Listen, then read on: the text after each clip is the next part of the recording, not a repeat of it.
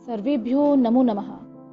मैं डॉक्टर दीपा श्रीवास्तव सहज संस्कृत चैनल पर आपका स्वागत करती हूँ। आज मैं आपके लिए कक्षा नवमी अर्थात 9th की NCERT पुस्तक शैमुशी के द्वितीय पाठ स्वर्ण काकः को लेकर उपस्थित हुई हूँ। आशा है आप सभी इस लॉकडाउन के समय पर घर में बिल्कुल स्वस्थ और मस्त होंगे। मस्ती करते हुए पढ़ाई भी आवश्यक है, अतः आप इस वीडियो की सहायता से पाठ को भली भांति समझने का प्रयास करें।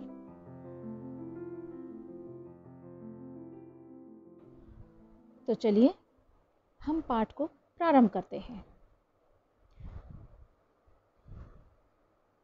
प्रस्तुतो अयं पाठः श्री पद्मशास्त्रिणा विरचितं विश्वकथा शतकम् इति कथा संग्रहात् गृहीतोऽस्ति।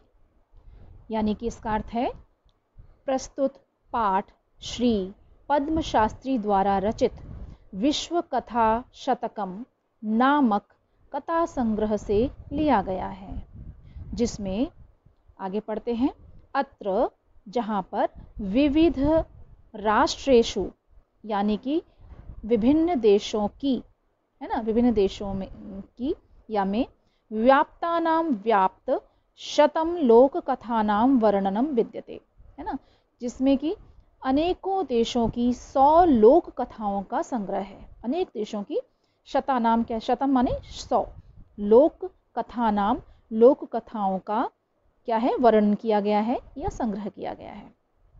एषा कथा वर्म देशस्य श्रेष्ठा लोक कथा अस्ति। एषा माने यह, कथा माने कथा, वर्म देश यानी वर्मा देश के श्रेष्ठ लोक कथाओं में से है। ठीक है, वर्मा देश, वर्मा एक देश का नाम है ना, वहाँ पर इस इनमें कथाओं का वर्णन किया गया है, उनमें से एक श्रेष्ठ कथा है। अच्छा, यहाँ पे एक चीज़ देखिए, एषा कथा, तो वहाँ पर एषा क्यों आया, एषः क्यों नहीं आया? क्योंकि कथा जो है स्त्रीलिंग शब्द है, इसीलिए एषा जो शब्द है वो स्त्रीलिंग में आएगा। जैसा हमारा विशेष्य होता है वैसा ही विशेषण होता है। विशेषण और विशेष्य में एक ही प्रकार की विभक्ति का प्रयोग किया जाता है, एक ही वचन, है ना, जैसा होना चाहिए वैसा होना। चलिए, देशस्य श्रेष्ठा लोक कथा से, देशस्य देश की श्रेष्ठा लोक कथा, अब यहाँ पे लोक कथा है इसीलिए वो स्त्रीलिंग हुआ, है ना, कथा शब्द स्त्रीलिंग है, आकारांत है, स्त्रीलिंग है, इसीलिए जो श्रेष्ठ शब्द है उसी उसका जो विशेषण बनाया वो श्रेष्ठा बन गया। ठीक है, अस्यां कथायां लोभस्य दुष्परिणामः तथा च त्यागस्य सुपरिणामः स्वर्णपक्षकाकमाध्यमेन वर्णितोऽस्ति। इसका मतलब है इस कथा में लोभस्य यानी लोभ का दुष्परिणाम, लोभ के दुष्परिणाम को बताया गया है, और च का मतलब है और इसे हम पहले ले लेते हैं, तथा और च दोनों ही क्या है, यहाँ पर अव्यय शब्द हैं। त्यागस्य सुपरिणामः, और त्याग के स्वपरिणाम को, सुपरिणाम को यानी अच्छे परिणाम को, है ना, स्वर्ण पक्ष काक माध्यमेन यानी सोने के पंखों वाले कौवे के माध्यम से वर्णितो अस्ति यानी कि वर्णित किया गया है। ऐसा इतनी लाइन का अर्थ हुआ। ठीक है, तो चलिए हम आगे बढ़ते हैं। थोड़ा सा और मैं इसको थोड़ा सा बड़ा कर देती हूँ जिससे आपको स्पष्ट रूप से दिखाई दे। ठीक है, पुरा कस्मिंश्चित् ग्रामे एका निर्धना वृद्धा स्त्री न्यवसत्। पुरा यानी प्राचीन। ठीक है, पुरा माने होता है प्राचीन, कस्मिंश्चित् यानी किसी, ग्रामे माने गाँव में, ग्रामे शब्द में सप्तमी विभक्ति का प्रयोग किया गया है और इसीलिए इसका मतलब हुआ गाँव में। एका माने एक, निर्धना वृद्धा स्त्री न्यवसत्। तो ठीक है, यहाँ पे देखेंगे एका स्त्रीलिंग है, निर्धना वृद्धा, क्योंकि वृद्धा शब्द जो था वो स्त्रीलिंग है, इसी कारण से एक निर्धन जो विशेषण दिया गया है उसमें भी हमारा स्त्रीलिंग का वर्णन किया गया है। तो एका निर्धना, अगर इसकी जगह वृद्धा की जगह वृद्ध होता तो एकः निर्धनः शब्द आता, लेकिन यहाँ वृद्धा स्त्रीलिंग है इसीलिए एका निर्धना शब्द का प्रयोग किया गया इसके विशेषण में। ठीक है, स्त्री न्यवसत यानी रहती थी, स्त्री न्यवसत माने रहती थी। नी प्लस अवसत शब्द है, नी उपसर्ग है, अवसत शब्द है लंग लकार का, रहती थी, इसका मतलब लंग लकार पास्ट टेंस यानी कि उसका अर्थ होता है था, थी, थे, हमेशा हिंदी में भी पढ़ते हैं। ठीक है, और तस्याह च एका दुहिता विनम्रा मनोहरा च आसीत्। तस्याह च एका दुहिता, च का अर्थ हम हमेशा ध्यान रखें, संस्कृत में पहले लेते हैं, ये हम पहले क्लासेस में पढ़ के भी आए होंगे, है ना। तो च का मतलब है और तस्याहा माने उसकी, उसकी, उस महिला की, उस महिला के लिए, वृद्धा महिला के लिए तस्याहा शब्द प्रयोग है ना। उस महिला की एका दुहिता विनम्रा मनोहरा च आसीत, एक दुहिता यानी पुत्री विनम्र और मनोहर थी, ठीक है ना। अब यहाँ पे देखो विनम्रा मनोहरा शब्द होता है विनम्र, लेकिन हमें दुहिता शब्द के लिए प्रयोग करना है, इसलिए हमने विनम्रा और मनोहरा शब्द उसका प्रयोग किया है, क्योंकि विशेषण में वही विभक्ति लगती है जो हमारे विशेष्य में होती है। चासीत, च प्लस आसीत शब्द है यहाँ पर, चासीत, इसमें दीर्घ संधि हुई तो च प्लस आसीत, है ना। और आसीत का मतलब है था, थी, थे, ऐसा आता है, तो पास्ट टेंस, ठीक है, लंग लकार अस धातु।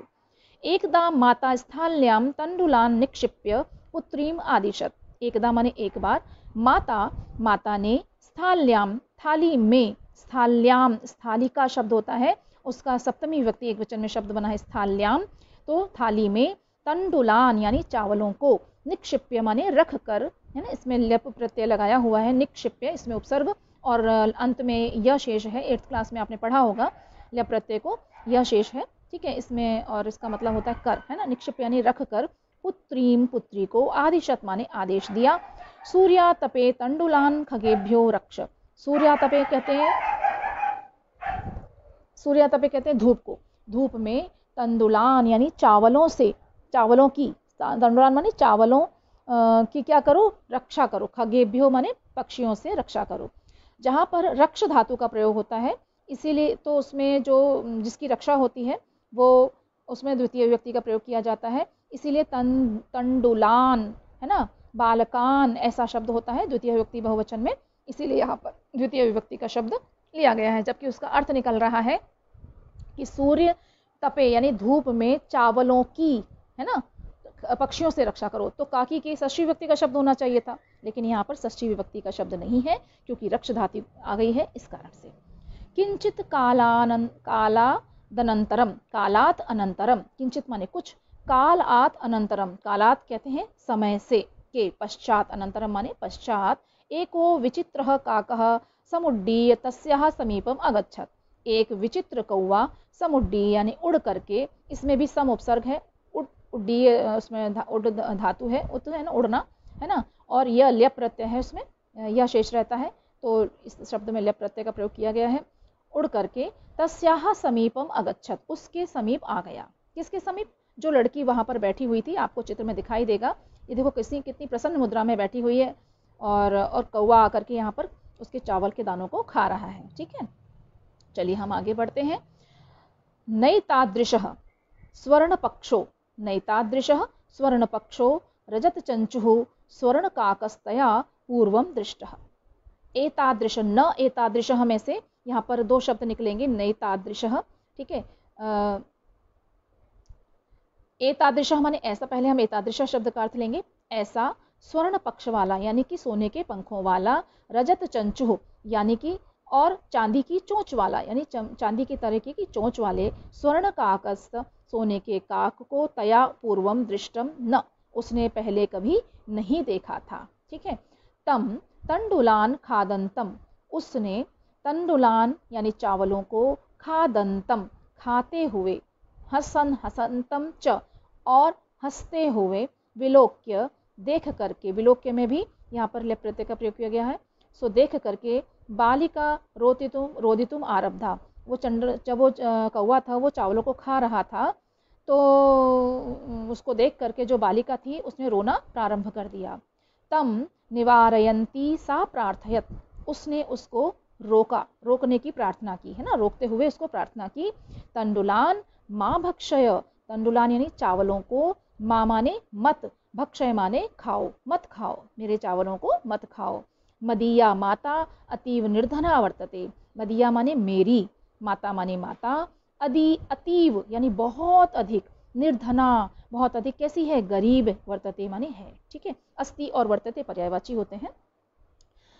स्वर्ण पक्षः काकः प्रोवाच, स्वर्ण पक्ष सोने के पक्ष वाले कौवे ने, प्रोवाच माने कहा, माँ शुचः चिंता मत करो, सूर्योदयात प्राग ग्रामात बहि पिप्पल वृक्ष मनु वृक्षम अनु त्वया आगंतव्यम। उसने क्या कहा, सूर्योदयात प्राक, दो शब्द मिले हुए हैं, सूर्योदय से पूर्व, प्राक माने पूर्व, ग है वहां पर क आ जाएगा संधि के हिसाब से, तो सूर्योदय से पूर्व, ग्रामात वही, गांव के बाहर, पिप्पल वृक्ष, वृक्षम है ना, अनु, अनु माने उसके समीप, पिप्पल वृक्षम यानी पीपल के वृक्ष के समीप, त्वया माने तुम, आगंतव्य माने आ जाना। ठीक है, अहम तुभ्यम तंडुलम मूल्यम दास्यामी, मैं तुम्हें तंडुल यानी चावल के, मूल्यम माने मूल्य को, दाम को, दास्यामी माने दे दूंगा। यहाँ पे जो दास्यामी शब्द है वो ऋट लकार है दा धातु का। ठीक है, महर्षिता प्रहर्षिता बालिका, प्रसन्न होकर के बालिका इतनी प्रसन्न हो गई कि निद्राम अपि न लेभे, वो क्या नहीं कर पाई, सो भी नहीं पाई चैन से, है ना, उसको नींद भी नहीं आई। आगे देखते हैं, सूर्योदयात पूर्वमेव सा तत्रोपस्थिता, सूर्योदय से पूर्व ही सा वह बालिका जो थी वो तत्रोपस्थिता वहां पर जाकर उपस्थित हो गई जहां पर उसने बुलाया था कौवे ने, है ना। वृक्षस्योपरि विलोक्य, वृक्ष के ऊपर, विलोक्य माने देख करके, यहाँ इसमें भी विलोक्य में लप प्रत्यय है, विउपसर्ग पूर्वक या शेष, है ना। सा च आश्चर्यचकिता सज्जाता, वह आश्चर्यचकित होकर हो गई, क्या उसने देखा, यत कि तत्र स्वर्णमय प्रासादो वर्तते, उसका तो सोने जैसा क्या है, सोने का भवन, पूरा प्रासाद कहते हैं महल को, उसके सोने का पूरा महल बना हुआ है। देखो आपको चित्र में दिखाई भी दे रहा है, वो लड़की ऊपर चढ़ करके देख रही है पेड़ के बीच में, है ना, कौवा बैठा हुआ है और एक महल जैसा दिखाई दे रहा है, यानी कि कौवे का महल है ना, सोने का। यदा काकः शयित्वा, जब काकः माने कौवा, शयित्वा सो करके, है ना, प्रबुद्ध तदा तेन स्वर्ण गवाक्ष कथितम हो बाले, उसने मतलब एकदम से देखा उसको, तो उसने बोला स्वर्ण गवाक्ष, सोने की खिड़की से एकदम से बोलता है, हाँ बालिका त्वम आगता, तुम आ गई, तिष्ठ रुको, अहम त्वत्कृते सोपानम अवतारयामी, मैं तुम्हारे लिए, सोपान कहते हैं सीढ़ी को, अवतारयामी माने उठाता हूँ या आपको देता हूँ, उतारता हूँ, क्योंकि ऊंचाई पर था, है ना, उसका जो महल था पेड़ से ऊपर, इसलिए। तत्कथय, और उसने वैसा ही कहा, स्वर्णमयम रजतमयम ताम्रमयम वा, क्या कहा, सोने की लाऊं सीढ़ी, रजतमयम यानी चांदी की सीढ़ी लाऊं, अथवा, वा माने होता है अथवा, ताम्रमयम यानी कि कैसी लाऊं, तांबे की सीढ़ी लाऊं। कन्यावदत, कन्या बोली, अहम निर्धन मातुः दुहिता अस्मि, मैं तो गरीब माता की बेटी हूँ। ताम्र सोपानेव आगमिष्यामि, मैं तो तांबे की सीढ़ी से ही आ जाऊंगी, है। आगमिष्यामि ये ऋट लकार है, गम धातु है, लेकिन आ उपसर्ग पूर्व आ लगा हुआ है, क्योंकि आने के लिए भी आगम शब्द का प्रयोग किया जाता है और जाने के लिए गम शब्द का प्रयोग किया जाता है। तो यहाँ आ जो लगा हुआ है उससे आप लंग लकार ना समझे, यहाँ जो आ लगा हुआ है इससे आप लंग लकार का प्रयोग ना समझे, ठीक है। परम स्वर्ण सोपानेन सा स्वर्ण भवनम आरोहत, लेकिन उसने क्या किया, कौवे ने उस लड़की के लिए स्वर्ण सोपानेन, सोने की सीढ़ियों के को ही भेजा, मतलब सोने की सीढ़ियों के द्वारा ही उसको अपने घर में बुलाया, ठीक है, चढ़ाया। चिरकालम, बहुत देर के बाद, भवन में चित्र विचित्र वस्तूनि सज्जितानि दृष्ट्वा सा विस्मयम गता, उसमें इतनी सुंदर सुंदर चित्र विचित्र वस्तुएं थी कि उनको देख करके, दृष्ट्वा माने देख करके, इसमें दृश्य धातु है, त्वा प्रत्यय है, ठीक है, और उन सबको देख करके सा विस्मिता गता, वह आश्चर्यचकित हो गई, ठीक है। श्रांताम ताम विलोक्य काकः अवदत्, थके हुए उसको देख करके काकः अवदत्, कौवा बोला, पूर्वम लघु प्रातराशः क्रियताम, पहले तुम, लघु माने थोड़ा सा, प्रातः माने सुबह का, राशः माने नाश्ता करो, है ना, प्रातराशम नाश्ते को कहते हैं, सुबह का नाश्ता करो, क्रियताम माने करो, वद और बताओ, त्वम स्वर्णथाल्याम भोजनम करिष्यसि किम वा रजस्थाल्याम उत ताम्रस्थाल्याम, आप बताओ मुझे कि आप सोने की थाली में भोजन करोगे, या रजत कहते हैं चांदी को, चांदी की थाली में भोजन करोगे, या फिर तांबे की थाली में भोजन करोगी। बालिका अवदत्, बालिका बोली, ताम्रस्थाल्याम अहम एकम निर्धना ताम्रस्थाल्याम एव ही अहम, एव मतलब ही, है ना, एव यहाँ पर अव्यय शब्द है। ताम्रस्थाल्याम यानी कि तांबे के थाली में ही, निर्धना भोजनम करिष्यामि, मैं तो तांबे की थाली में ही भोजन करूंगी क्योंकि मैं निर्धन हूँ, इसी में भोजन कर लूंगी। तदा तब सा आश्चर्यचकिता, वह आश्चर्यचकित हो गई, संजाता माने हो गई, यदा जब स्वर्ण काकेन स्वर्ण थाल्याम भोजनम परिवेशितम, परिवेशितम माने परोसा, है ना। सोने के कौवे ने क्या किया, स्वर्ण थाल्याम, सोने की थाली में उसको भोजन परोसा। न एतादृशम स्वादु भोजनम मध्यावधि बालिका खादितवती, उसने कभी भी ऐसा स्वादिष्ट भोजन नहीं किया था। काको अवदत, कौआ बोला बालिके, अहम इच्छामि यत, मेरी इच्छा है कि त्वम सर्वदा अत्रैव तिष्ठ, तुम सदा हमेशा मेरे साथ ही, मेरे पास ही रहो। यहाँ पर जो सर्वदा शब्द है ये आपका अव्यय शब्द है, यत आपका अव्यय शब्द है, ठीक है। अत्र और एव दोनों शब्द मिले हुए हैं इस शब्द में, अत्र और एव जो है दोनों मिले हैं यहाँ पर। अत्र माने यहाँ ही, एव माने ही, तिष्ठ माने रुको। परम तव माता तु एकाकिनी वर्तते, लेकिन तुम्हारी माता अकेली है ना। अतः शीघ्रमेव स्वगृहं गच्छ, इसीलिए तुम क्या करो, शीघ्र ही घर जाओ। इत्युक्त्वा काकः कक्षाभ्यन्तरात् तिस्रः मंजूषाः निस्सार्यतां प्रत्यवतत, ऐसा कह करके कौवे ने कक्षा के अपने कक्ष के अंदर से तिस्रः, तीन, तिस्रः कहते हैं तीन, मंजूषा माने पेटियां, है ना, पेटिकाओं को निस्सारे निकाल करके, ताम प्रत्यवदत, उससे बोला बालिके, यथेच्छम गृहाण, जैसी इच्छा हो, जो चाहो वो मंजूषा आप इसमें से एक ले लो। लघुतमा मंजूषा प्रगृह्य, छोटी सी मंजूषा, सबसे जो छोटी थी उन तीन मंजूषा में से, तीन पेटियों में से जो सबसे छोटी थी उसमें से उसको ले करके कथितम, कहा, इयत एव मदीय तंडुलानाम मूल्यम, मेरी इतना ही, मदीय मतलब मेरे, तंडुलाम माने चावलों का, मूल्यम माने मूल्य है, ठीक है, मेरे लिए तो इतना ही काफ़ी है जितना आपने ये छोटी वाली पेटिका के रूप में दिया है, ठीक है। तो चलिए अब हम इसके बारे में आगे पढ़ते हैं।